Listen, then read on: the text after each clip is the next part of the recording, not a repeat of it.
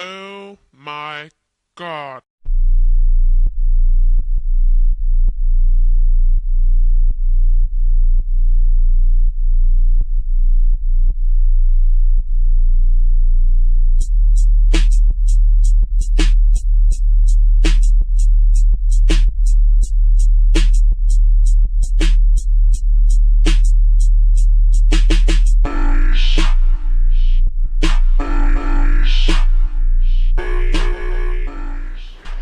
Alright guys, here you go.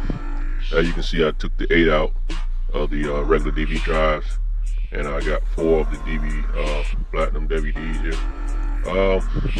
What I'm going to do is a large and 40 box, like 25 cubes, 400 square inches of port, tuned at around 40, 41, and I'm planning on competing next year, so between now and then I'm working on the amplifiers and stuff, so as you can see, I'm just getting it started here, so I have more videos later.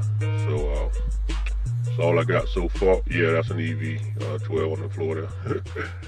You gotta keep my louds.